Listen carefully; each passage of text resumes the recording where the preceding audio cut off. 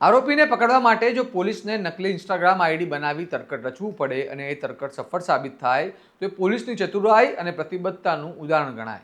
વાવ-થરાદ જિલ્લામાં સગીરા પર થયેલા દુષ્કર્મના એક ગંભીર કેસમાં પોલીસે આવી જ વ્યૂહરચના અપનાવી આરોપીને ઝડપી પાડ્યો છે. ભીમા ગામની સગીરાને લગ્નની લાલચ આપી ભગાડી લઈ જનાર અને દુષ્કર્મ ગુજારનાર આરોપીને પકડવામાં વાવ પોલીસની કામગીરી વખાણવા લાયક રહી છે. આવો વિગતે વાત કરીએ સમગ્ર ઘટનાની અને પોલીસે આરોપી સુધી કેવી રીતે પહોંચી તેના વિશે આ અહેવાલમાં. નમસ્કાર, હું ચિરાગ વર્ષાબેન, આપ જોઈ રહ્યા છો સ્વમાન. ગુજરાતમાં છેલ્લા કેટલાય સમયથી દુષ્કર્મની ઘટનાઓમાં વધારો જોવા મળી રહ્યો છે અને તેમાં પણ સગીરાઓ પર થતા ગુનાઓ સમાજ માટે ગંભીર ચેતવણી સમાન છે. વાવ-થરાદ જિલ્લામાં સામે આવેલા આ કેસમાં વિશાલ રાઠોડ નામના વ્યક્તિએ ભીમા ગામની એક સગીરાને લગ્ન કરવાની લાલચ આપી વિશ્વાસમાં લીધી હતી. આરોપી પીડિતાના પરિવાર સાથે ઓળખાણ ધરાવતો હોવાથી તેના ઘરે અવારનવાર આવતો હતો અને આ ઓળખાણનો ફાયદો ઉઠાવી સગીરાને ફોસલાવી લીધી અને પ્રાથમિક તપાસમાં સામે આવ્યું છે કે આરોપીએ સગીરાને ભગાડી આબુ લઈ ગયો હતો અને ત્યાં તેની સાથે દુષ્કર્મ ગુજાર્યું હતું. એટલું જ નહીં, તેને પીડિતાના અંગત ફોટા પાડી તેને વાયરલ કરવાની ધમકી આપી હતી અને ત્યારબાદ સગીરાને પાછી મૂકી ગયો. પરિવાર સામાજિક બદનામીના ડરથી શરૂઆતમાં ફરિયાદ કરવા આગળ આવ્યું નહોતું, પરંતુ જ્યારે આરોપીએ પીડિતાના અંગત ફોટા પોતાના ઇન્સ્ટાગ્રામ આઈડી પર મૂક્યા અને તે ફોટા વાયરલ થવા લાગ્યા ત્યારે પીડિતાના મામાએ હિંમત દાખવી પોલીસ ફરિયાદ નોંધાવી હતી. પોલીસે તપાસ શરૂ કરતા આરોપી ફરાર હોવાનું સામે આવ્યું. ત્યારબાદ વાવ પોલીસ સ્ટેશનના પીઆઈ AR ખત્રીએ તરકટ રચી પોતાની નકલી ઇન્સ્ટાગ્રામ આઈડી બનાવી અને આરોપી સાથે વાતચીત શરૂ કરી અને વિશ્વાસમાં લઈ તેને મળવા બોલાવ્યો હતો. આરોપી નક્કી કરેલા સ્થળે પહોંચતા જ પોલીસે તેને દબોચી લીધો હતો. પોલીસે આ મામલે શું કહ્યું સાંભળો. હવે ઘટના એવી હતી કે ઢીમાના એક દિનેશભાઈ કે વજીર કરીને છે, એમને ત્યાં એમની ભાણી રહેતા હતા. એ ભોગ બનનાર છે. એમની સાથે કાલે મિત્રતા કરી પછી એને ફરવા લઈ ગયા આબુ ફરી અને પછી એમના મામા દ્વારા એની તપાસ કરવામાં આવી તો જાણવા મળ્યું કે એમના સંબંધિત છે અને એનો દીકરો એને લઈ ગયો છે, જેથી એ લોકોને અહીંયા લઈ આવી અને એ લોકો સામાજિક રીતે સમાધાન કર્યું હતું. પરંતુ સમાધાન કર્યા પછી પણ આ જે આરોપી છે તે જે એ લોકો બંનેના જે આબુમાં જે ફોટા પાડ્યા હતા એના પોતાના ઇન્સ્ટા આઈડી વિશાલ રાણા રાજપૂતની આઈડી પર એને ફોટા સ્ટોરીમાં લગાવ્યા હતા.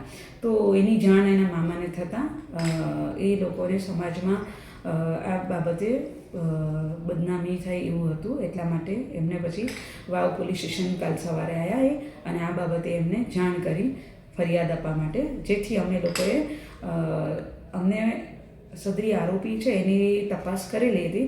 એટલે તપાસ કરી બાતમી મેળવી અને એના પરથી અમને ખબર પડી કે જે આ છોકરો છે વિશાલ શિવાભાઈ રાઠોડ વજીર, જે લફંગો છે અને પોતે રિક્ષા ચલાવે છે અને એના માતા પિતાના કહેલામાં પણ રહેતો નથી અને બહાર રખડ્યા કરતો હોય છે દિવસ રાત. તો એ માહિતી મળતા અમને ખબર પડી કે આવી રીતના આરોપી હાથમાં આવે એવો નથી.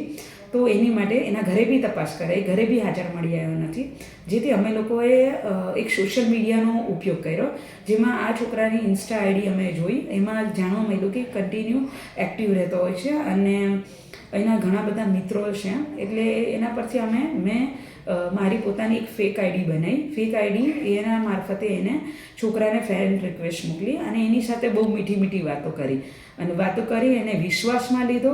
વિશ્વાસમાં લઈ અને એને બોલાવ્યો મેં થરાદ રેફરલ હોસ્પિટલે કે તું મને મળવા આવ, મારે તને મળવું છે તેમ કહેતા એ ત્યાં આગળ પોતાને રેફરલ હોસ્પિટલ આવ્યો. એ પહેલે અમારી જે ટીમ છે પોલીસ સ્ટેશનની એને મેં ત્યાં આગળ એલર્ટ કરી દીધા અને એની સાથે કન્ટિન્યુ ફોનમાં વાત કરતી રહી.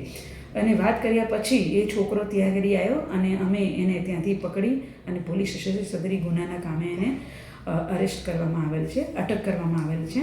અને આના પરથી હું એટલું જ વસ્તુ કહેવા માગું છું તમામને કે ભાઈ કોઈ બી આપણી ઘરની દીકરી હોય કે કોઈ પણ હોય તો આપણે એને એટલો વિશ્વાસમાં રાખો કે કોઈ આપણી સાથે કોઈ વાતચીત કરે છે ઓનલાઈન, બરાબર, તો તરત એના વાતમાં આવી જવું નહીં.